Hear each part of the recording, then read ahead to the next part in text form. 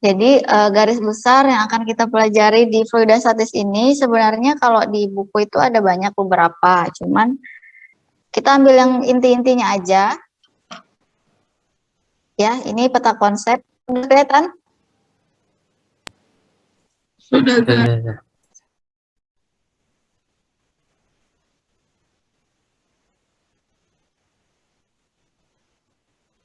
Fluidostatis itu dideskripsikan dengan konsep tekanan ya. Nanti konsep tekanan itu ada dua, ada tekanan hidrostatis sama tekanan atmosfer. Kemudian hukum-hukum fisika yang menjelaskan tentang fluidostatis itu ada 4. Pertama hukum pokok hidrostatis, kemudian hukum Pascal. Ini pasti udah pernah di SMP ya nggak? Hukum Pascal. Sudah. Ya, ada juga hukum Archimedes. Udah pernah juga kan? Udah pernah dengar pasti. Pernah. Terakhir hukum Stokes. Nah, terus fluidostatis ini juga menunjukkan gejala tegangan permukaan dan kapilaritas. Ya.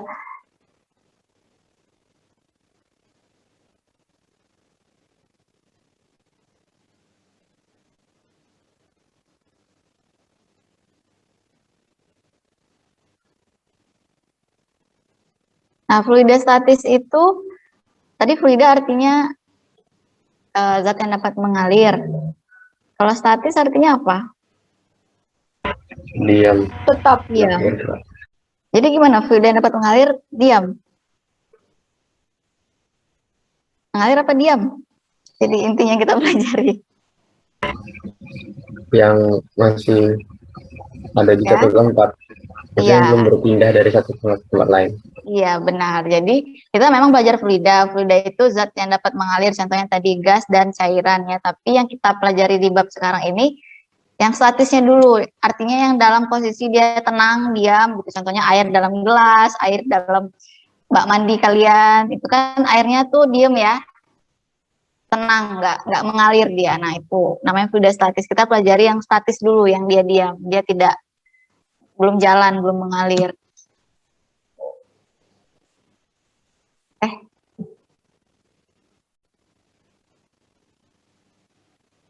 Nah, yang pertama, jadi kita ada 3 subbab akan kita pelajari. Yang pertama tekanan hidrostatis, yang kedua itu hukum Pascal, dan yang ketiga hukum Archimedes. Untuk tegangan permukaan dan viskositas, silakan dipelajari sendiri aja. Ya, karena kita ambil materi yang esensi aja, di 3 ada hidrostatis, Pascal, dan Archimedes. Untuk pertama itu tekanan hidrostatis. Dari namanya di situ ada hidro. Apa arti hidro? Air. Statis artinya tadi apa? Diam. Diam. Jadi tekanan hidrostatis berarti artinya tekanan yang ada pada air yang diam, air yang sedang tenang gitu ya. Ya kayak di laut. Ya tadi contoh air dalam gelas misalnya, pokoknya airnya lagi posisinya tuh tenang gitu. Tekanan dalam air. Sebelum kita ke situ kita mengingat dulu belajar tekanan, tentang tekanan. Mungkin di SMP udah pernah tentang tekanan. Kalau tekanan itu kan gaya yang terkonsentrasi pada sebuah luas bidang. Sekarang coba lihat nih ada gambar A dan gambar B. Yang gambar A orang mukul apa namanya nih? Paku, tapi ujung runcingnya yang dideketin ke dinding. Sementara yang gambar B yang ujung yang lebarnya yang ditekan ke dinding. Mana tekanan yang lebih besar yang dialami oleh dinding? Gambar A. Gambar A apa B? Yang A. Yang A. Kenapa yang A? Karena luas yang ujungnya itu lebih kecil. Iya, karena luas ujungnya lebih kecil. Jadi makanya pakunya bisa masuk, ya kan? Karena dia tertekan. Makanya dia masih masuk ke dalam. Tapi kalau yang gambar B, apa yang terjadi? Masuk nggak pakunya ke dinding? Enggak, karena ini luas. Jadi tekanannya lebih kecil. Ya, jadi bukan masuk pakunya, makanya paku itu dibuat runcing biar bisa masuk ke dalam dinding. Karena dibikin luas permukaannya sekecil mungkin supaya dia menekan dinding. Tekanannya besar. Ingat konsep tekanan bahwa tekanan itu Berarti tekanan itu berbanding lurus atau berbanding terbalik dengan luas? Berbalik. Terbalik. Ya, masih ingat apa persamaannya? Tekanan? F per A. Iya, F per A.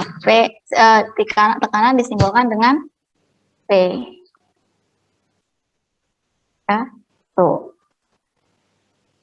P sama dengan F per A. P itu adalah tekanan, satuannya Newton per meter kuadrat, ya, ini pernya ketinggalan. Newton per meter kuadrat, atau bisa juga satuannya itu Pascal atau disingkat PA. Pascal itu nama ilmuwan penemunya, Pascal.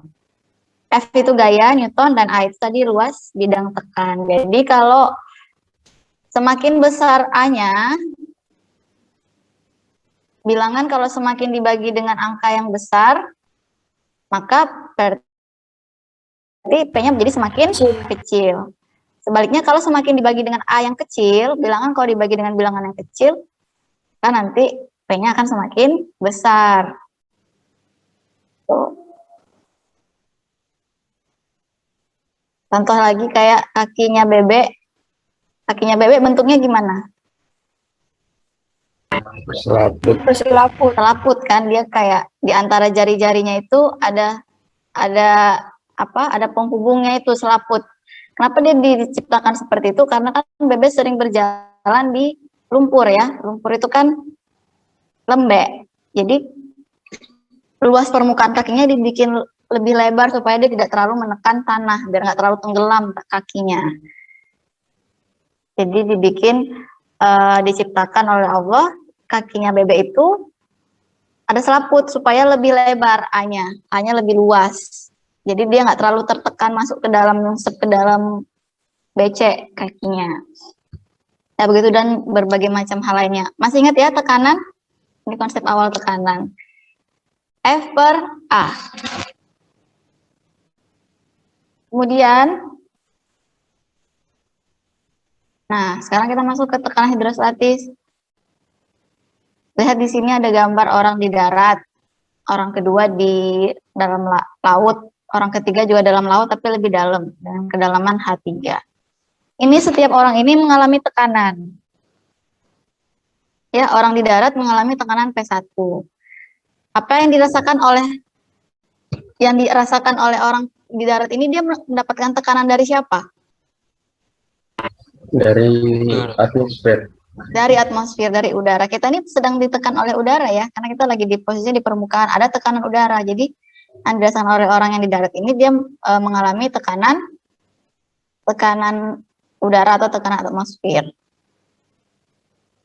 Sementara orang di dalam laut ini, yang dalam kedalaman H2, dia juga mengalami tekanan apa yang dia rasakan? Karena dia di air, dia mengalami namanya tekanan hidrostatis, ya.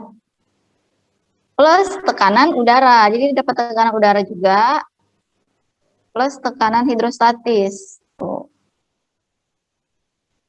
Dan orang yang ketiga, dia juga mendapat tekanan hidrostatis sedalam ini, tekanan dari air sedalam ini, plus tekanan udaranya. Jadi kalau disimpulkan, orang 1, 2, 3, mana yang paling besar mendapat tekanan? Orang ketiga. Orang ketiga, ya. Jadi semakin dalam kita masuk ke air, itu tekanan yang kita rasakan semakin besar. Makanya kalau kita menyelam di kedalaman yang besar tanpa persiapan dan alat-alat yang mendukung, kita bisa crash, bisa keluar darah, karena tubuh kita tidak siap menerima tekanan yang besar itu. Meskipun kelihatannya, kalian mungkin berasa kalau berenang di dalam air, kalau nyelam agak dalam, kayak dadanya kayak agak sesak, ya enggak? Iya. Yang bisa berenang nyelam ke dalam kan kerasa tuh dadanya agak sesak. Itu karena itu si air menekan kita, ada tekanan hidrostatis.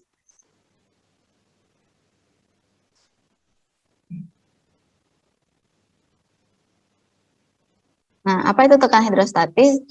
Tadi tekanan oleh air ya. Jadi tekanan hidrostatis seperti namanya hanya ada di air atau di fluida. Nah, contohnya, misalnya ini kan ada air dalam sebuah bejana. Kemudian titik P, ini adalah sebuah titik sembarang, titik P, terserah sih misalnya mau di sini, tapi kita ambil contoh misalnya titik P di sini. Nah, titik P ini punya tekanan hidrostatis karena dia berada dalam posisi dalam air. Tapi kalau di permukaan, di sini ada tekanan hidrostatis nggak? Di permukaan? Nggak ada ya, karena posisinya kalau di permukaan berarti nggak ada air, berarti tidak ada tekanan hidrostatis. Tapi kalau udah ke dalam ada tekanan hidrostatis. Kenapa bisa ada? Karena artinya misalnya di titik ini tuh kan berarti artinya dia ditekan oleh segumpal air yang ada di atasnya alias segini. Nah, ini segini air ini menekan titik P gitu. Jadi titik P itu ditekan oleh segerombolan air yang ada di atasnya. Kalau kita keluarin air itu ini menjadi kayak gini nih. Kalau sekumpulan air yang ada di atas titik P kalau kita keluarin kurang lebih begini ya. Nah, ini air ini, segerombolan air ini kan punya gaya berat sebesar mg. Kemudian air itu punya ketebalan sebesar H atau ketinggian sebesar H dan dia punya luas permukaan A. Sampai sini paham? Ini maksud gambar ini menyesuaikan bentuknya ya, ecek-eceknya. Airnya dalam tabung, jadi bentuknya ini kayak tabung. Kita keluarin segelomporan air yang ada di atas titik P tadi. Titik ini, air ini kan menekan si titik P, makanya dia punya hidrostatis. Nah, bagaimana tekanannya itu? Kita lihat tadi tekanan kan F per A. Oke, F per A. F itu yang menekan titik P itu adalah gayanya gaya mana? Ya gaya berat si air yang ada di atasnya dia, sebesar mg. Ya kan, gaya beratnya air itu.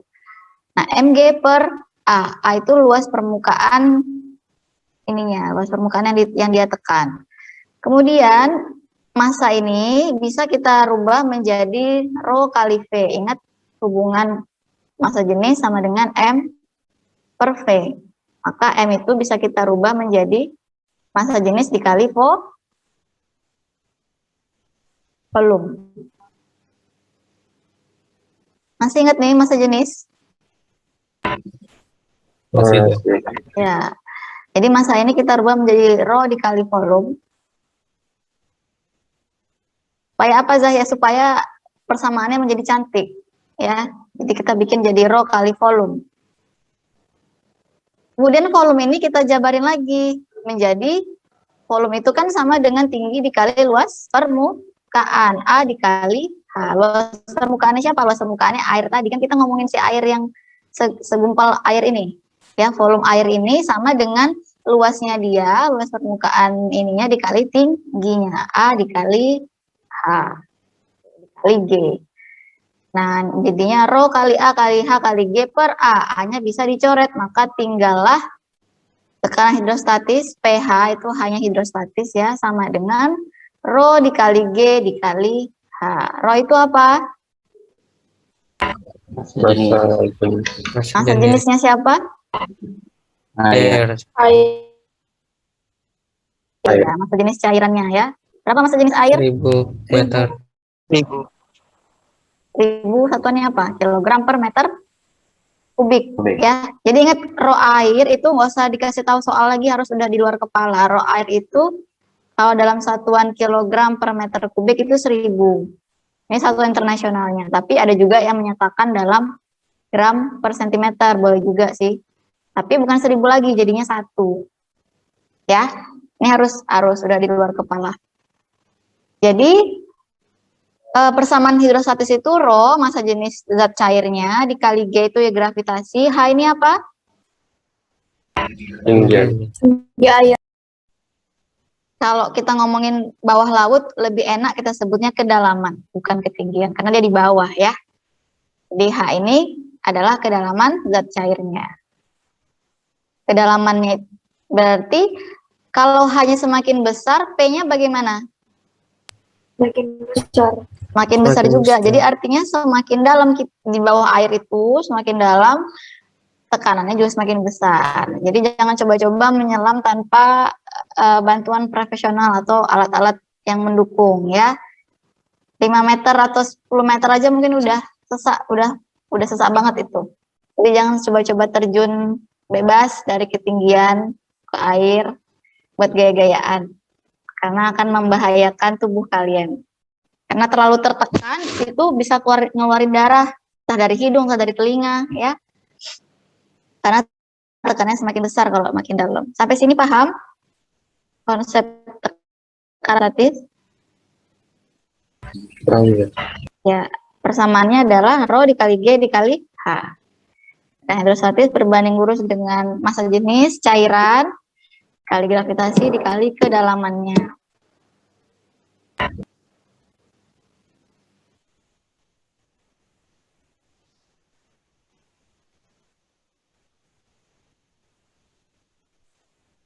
Nah, kemudian ada lagi namanya tekanan mutlak. Apa itu tekanan mutlak? Tekanan mutlak itu adalah jumlah dari tekanan udara dan tekanan hidrostatis. Jadi kalau di air aja kan di titik ini kan dia punya tekanan hidrostatis ya, ada pH. pH itu tekanan hidrostatis. Di luar, di darat, di udara juga ada P0. P0 ini sama dengan tekanan udara atau tekanan atmosfer tadi. Jadi total keseluruhan tekanan yang dirasakan oleh titik P itu berarti jumlah dari tekanan udaranya ditambah tekanan hidrostatisnya. Itu namanya tekanan mutlak. Jumlah dari tekanan yang ada di luar air, tekanan udara ditambah tekanan hidrostatisnya sendiri. Oke?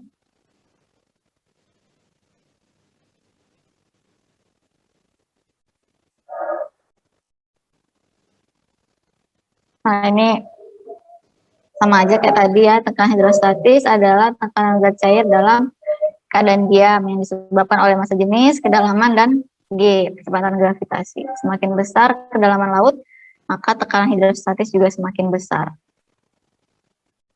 Tekanan hidrostatis itu sama dengan rho kali G kali H, dan tekanan mutlak. Apa tadi tekanan mutlak?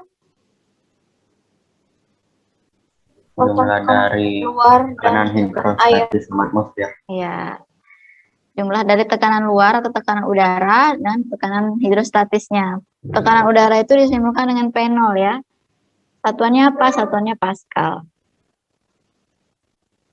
Besarnya berapa? Untuk ukuran umum, besar tekanan tekanan atmosfer itu adalah 1 atm, 1 atmosfer, atau 10⁵ Pascal.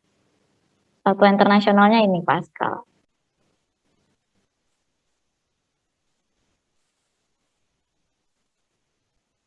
Oke, jadi kalau misalnya ini laut, ini ada kedalaman misalnya 10 meter, di kedalaman 10 meter. Ya, berapa tekanan total yang dirasakan oleh titik ini? Kita cari dulu tekanan hidrostatisnya berapa di sini, di titik ini.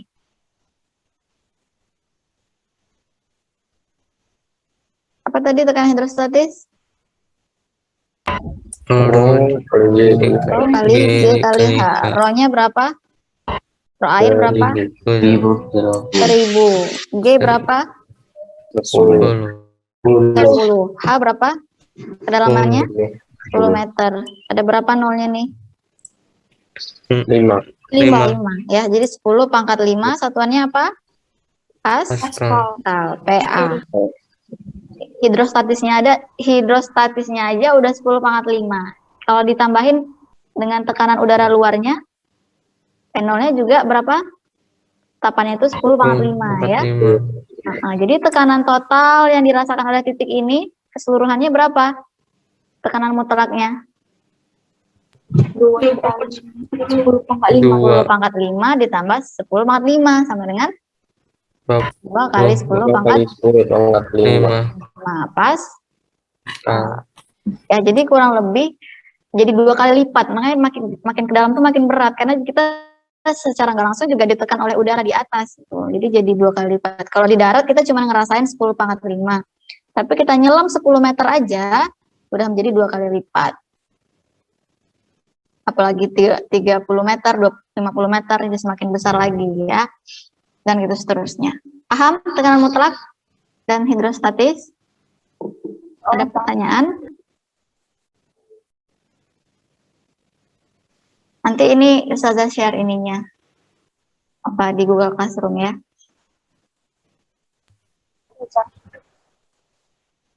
Nah, kemudian sekarang kita lihat tekanan udara tadi atau tekanan atmosfer. Jadi tekanan atmosfer itu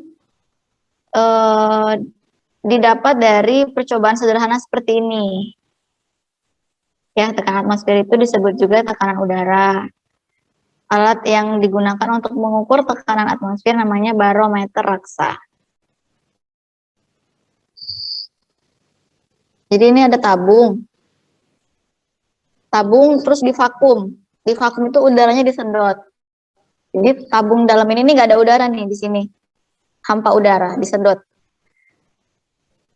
Kemudian diisi tabung itu dibalikin dan di dalam wadah ini ada raksa. Ya. Ternyata tanpa diapa-apain tabung ini pas dibalikin, yang tabung hampa udara tadi dibalikin terus ditaruh di atas piring yang ada raksa gitu, ternyata raksanya naik. Nah, ternyata raksanya naik masuk ke dalam tabung, padahal tabung ini nggak ada udara tadi ya. Raksanya naik dari hasil percobaan, naiknya itu setinggi 76 cm. Nah, kemudian ilmuwan menyimpulkan bahwa kenapa si raksa ini bisa naik padahal nggak diapa-apain. Kenapa dia bisa naik sendiri ke tabung? Artinya ada yang menekan dia. Siapa yang menekan? Yang menekannya adalah ini, tekanan udara yang ada di luarnya piring ini. Nekan sampai akhirnya si raksa ini terdesak masuk ke dalam tabung. Gitu. Jadi disimpulkanlah bahwa tekanan udara itu besarnya kalau dalam praktikum ini sama dengan 76 cm Hg. Kenapa 76? Karena di percobaan itu raksanya naik 76 cm dan Hg ini adalah raksa ya. Jadi ternyata beneran ada tekanan udara itu. Buktinya kalau kalian mengvakumkan, mungkin nggak harus tabung ini ya, tabung apa namanya ini?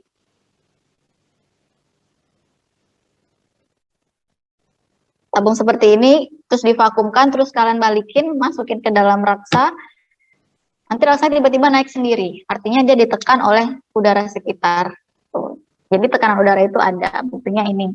Dan besarnya tadi adalah, sebenarnya kalau dikonversi ke Pascal, tekanan udara itu 1,01 kali 10 pangkat 5 Pascal. Tapi biar lebih enak, kita langsung aja 10 pangkat 5 Pascal. 1,01-nya anggap aja 1 gitu ya. Jadi seringnya kita membulatkan satu atmosfer itu, satu tekanan udara itu adalah 10 pangkat 5 Pascal.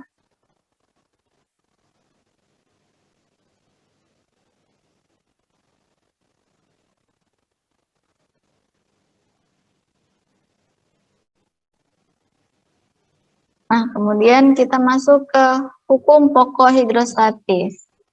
Hukum yang pertama di fluidostatis, yaitu setiap titik yang terletak pada bidang datar di dalam suatu zat cair yang sama akan memiliki tekanan hidrostatis yang sama. Ini hukum ini ya. Artinya adalah kalau ada cairannya sama, terus titiknya sama, itu akan memiliki, dia bakal tertekannya sama.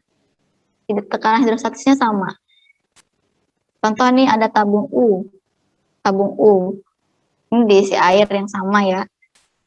Kalau kita tarik garis yang sejajar, anggap ini sejajar, titik sebelah sini dan titik sebelah kiri dan kanan ini akan mengalami tekanan yang sama. Kenapa? Karena hanya sama gitu. Itu juga kalau misalnya di dalam gelas ada air, titik yang di sini, ujung sebelah sini sama ujung sebelah sini, selagi dia sama dalam satu ketinggiannya sama, mau itu di tengah, mau di ujung dekat pinggir gelasnya, mau di tengah ya, itu tekanan hidrostatisnya sama. Tapi kalau udah beda ketinggiannya, yang satu di sini, yang satu di bawah sini, sama nggak hidrostatisnya? Beda. Enggak ya. Jadi intinya itu aja sih hukum pokok hidrostatis. Setiap titik yang segaris ya, yang ketinggian kedalamannya sama, maka tekanan hidrostatisnya juga sama. Untuk cairan yang sejenis ya, kalau cairannya beda jenis, beda. Jadi kalau misalnya ini tabung U-nya sama-sama diisi air warna biru. Tapi kalau misalnya nih, misalnya ada tabung U juga, tapi dia diisi cairan yang berbeda. Ada air sama minyak. Misalnya ini minyak.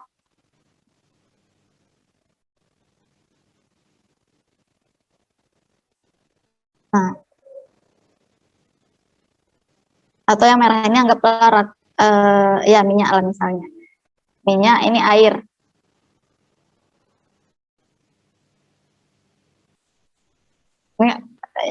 Ini cairan 1, ini cairan 2. Antara titik sini dan titik sini, nih yang segaris, walaupun dia segaris, itu misalnya ketinggiannya, kedalamannya sama, tapi P-nya, tekanan hidrostatisnya tetap beda, karena dia yang satu sebelah sini di cairan yang warna merah, sebelah sini cairan warna biru, ya. Jadi nggak berlaku hukum pokok hidrostatis. Ingat, dia harus di cairan yang sejenis. Sehingga ini bisa kita tulis kalau misalnya di titik A dan titik B, karena dia sama-sama kedalamannya sama, jadi P di titik A dan P di titik B itu sama. Ya, contoh nih, ada contoh soalnya nih. Nah ini, contoh nih, misalnya di pipa U ada campuran air dan minyak. Ya, karena minyak itu massa jenisnya lebih ringan, jadi dia pasti lebih di atas, ya enggak? Ya kan, air kalau dicampur sama minyak, minyaknya di atas kan, airnya di bawah. Jadi kalau dimasukin dalam tabung U kayak gini, minyaknya posisinya lebih tinggi daripada air, karena minyak massa jenisnya lebih ringan. Massa jenis air itu 1000, massa jenis minyak itu 800. Tentukan H air. Nah ini minyak H air ini. H air itu yang ini.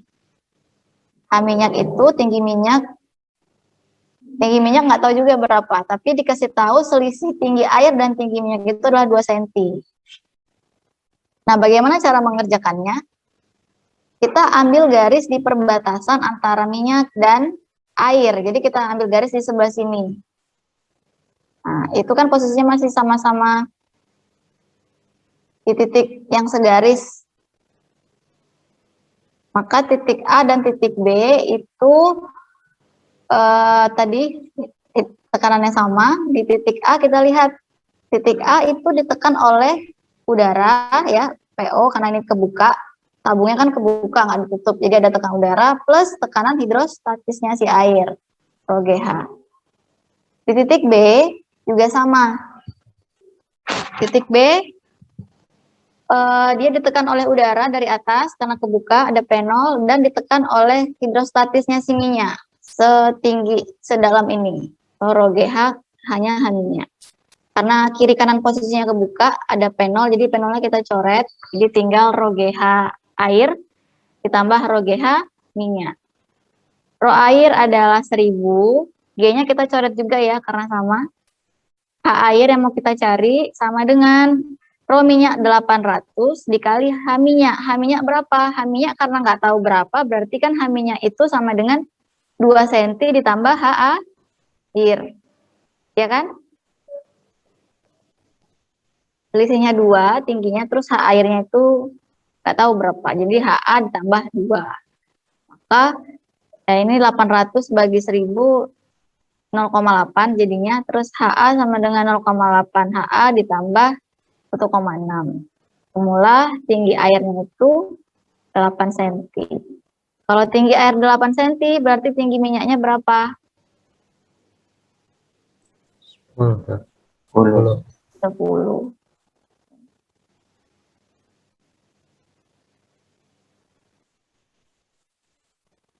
Oke, sampai sini paham?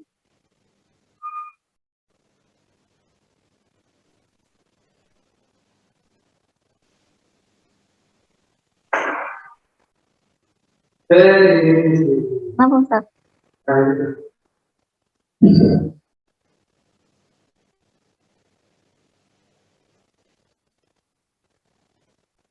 Di SMP ada nggak kayak gini? Sama juga ya, udah pernah juga ya? Tabung U kayak gini pernah nggak? Pernah, Kak. Oh, udah pernah. Benar. Berarti hukum pokok hidrostatis sudah pernah ya?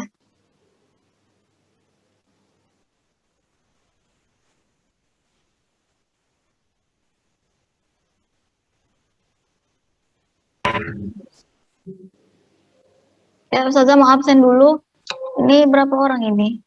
24. Yang nggak hadir berarti Kailan aja ya? Iya, Ustaz. Oh, berarti full. Oke, kita lanjut. Satu lagi materi tentang hukum Pascal. Nah, sekarang ini udah ya, kita lewati ya. Nanti dibaca aja. Hukum Pascal. Hukum tentang tekanan. Jika suatu zat cair yang diam dalam wadah tertutup dikenai gaya sebesar F, maka tekanan total pada kedalaman H adalah Rho GH ditambah tekanannya itu F per A. Jadi setiap kenaikan tekanan di permukaan fluida akan diteruskan ke setiap titik di dalam fluida tersebut. Ya, ini diselidiki oleh Blaise Pascal. Ya, makanya namanya hukum Pascal. Jadi katanya setiap kita menekan fluida, tekanan itu akan diteruskan ke setiap titik. Nah, prinsip ini, hukum Pascal ini digunakan banyak ke dalam itu di bengkel atau di tempat cucian motor, ya, hidrolik, supaya dia bisa mengangkat benda yang berat, yang besar, tanpa perlu memberikan gaya yang besar. Karena ada hukum Pascal ini, ya. Jadi tekanan yang diberikan kepada fluida diam dalam ruang tertutup nanti tuh bakal ditransfer sama besar ke semua arah. Jadi kalau misalnya ini ilustrasinya masih menggunakan pipa U. Ini pipa yang sebelah kiri lebih kecil diameternya, yang sebelah kanan lebih besar. Ini ketinggiannya dibikin sama, sehingga berlaku tadi hukum pokok hidrostatis. Yang sebelah kiri, tekanan sebelah kiri P1 itu akan sama dengan P2. Ya, P1 besarnya adalah ya F per A tadi, tekanan F1 per A1 sama dengan, ini F ya, sorry, F2 per A2.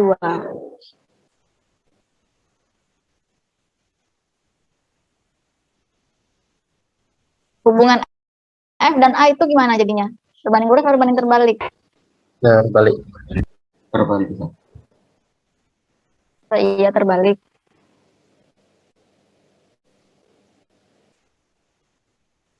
Terbalik apa lurus?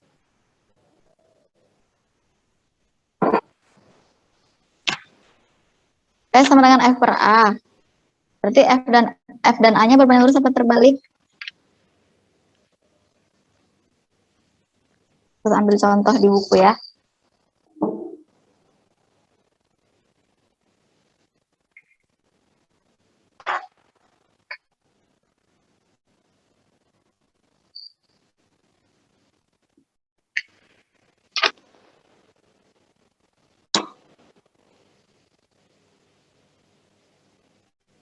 Nah, ini ada contoh ternyata.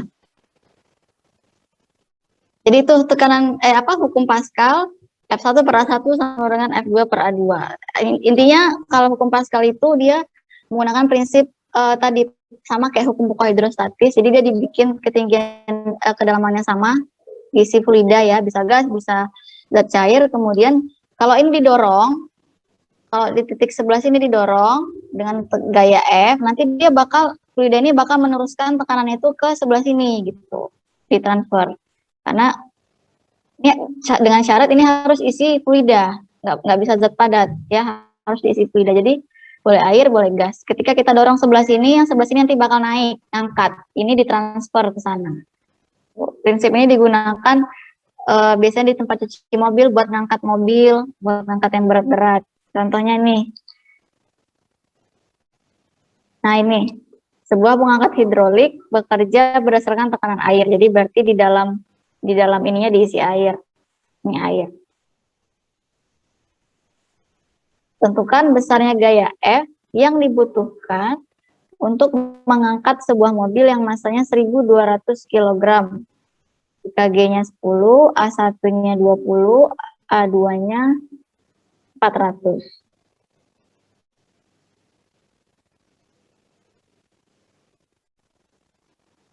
Oke, A1 itu yang kecil, berarti yang sebelah sini. Ini A-nya katanya luas permukaannya 20 cm kuadrat. Yang di sini luas permukaannya 400. Dia mau ngangkat mobil masanya 1.200. Berarti gaya sebelah sini ada berapa? Gaya di tempat yang penampang yang besar, gayanya adalah 12.000. Apa, Pak? Iya. Oh iya. Gaya sebelah penampang besar berarti karena di sini ada mobil yang yaitu berarti gaya beratnya si mobil ya. F-nya yaitu M kali G. Gaya beratnya mobil adalah 1.200 dikali 10 sama dengan 12.000 Newton. Oke. Berapa gaya yang harus kita kasih buat ngangkat gaya 12.000 Newton ini? Gitu pertanyaannya. Menggunakan hukum Pascal, tadi perbandingan apa? 1 per A1. 2 per A1 sama dengan 2 per A2. A2. F1 yang mau kita cari per A1 berapa? 20. Iya, 20. A2 F2-nya 12.000 ya. Zah, sentimeternya dijadiin meter dulu nggak, Zah? Tidak perlu, boleh juga. Tapi ini kan kiri kanan ada, jadi intinya kan sama aja nanti. Gitu. Ya, kalau ya kan ini kan 20 kalau dijadiin meter kuadrat jadi berapa nih? 10 - 4. Ya kan? Waalaikumsalam. Enggak. Di sebelah IPS. Ya. Mana tuh? Iya, kalau A2-nya 400 cm kuadrat. Kalau kita mau rubah menjadi meter kuadrat kan berarti sama juga 400 dikali 10 pangkat min 4, ujung-ujungnya kan bisa dicoret. Jadi kalau ada persamaan kiri kanan gitu ya, nggak perlu dirubah karena akhirnya dia akan saling meniadakan. Tapi kalau persamaannya bukan kiri kanan kayak gini, posisinya itu berarti harus dirubah. Jadi kalau perbandingan gini nggak perlu dirubah karena nanti, ya intinya jadi sama aja. Tuh. Oke, ini. Jadi F1 per 20 sama dengan 1.200 per 400. 1.200 12.000 bagi 400 berapa? 30. Ya, 30 ya. Berarti F1 sama dengan kali silang 30 kali 20 sama dengan 600. 600. Satuannya? Newton. Artinya apa? Untuk mengangkat mobil yang 12.000 Newton ini, kita hanya cukup ngasih gaya sebesar 600 Newton. Alias kalau dijadiin massa, ini massanya berapa? 60 kilo. Jadi ibaratnya buat ngangkat mobil yang beratnya 1.200 kilo, kita cuma cukup nengkan ini dengan massa beban 60 kilo aja. Gitu. Diuntungkan kan? Diuntungkan nggak kita dengan prinsip ini? Iya. Ya, jadi buat Iya. angkat beban yang berat 1.200 tuh kita cuma cukup ngasih beban 60 kilo aja udah naik dia. Karena tadi ada si hukum Pascal. Jadi dia meneruskan tekanan ke segala arah. Jadi banyak ini digunakan di cucian mobil, di bengkel-bengkel, itu di bawahnya itu tanahnya, dalam tanahnya itu ditaruh fluida pipa U-nya ini. Kita nggak ngelihat, kalau di luar cuman kelihatan ini naik turun aja nanti, tapi di bawah tanahnya itu Misalnya ada fluidanya, entah itu air atau cairan apa. Dan dia nekan dari sebelah sini. Penampangnya lebih kecil. Oke, paham?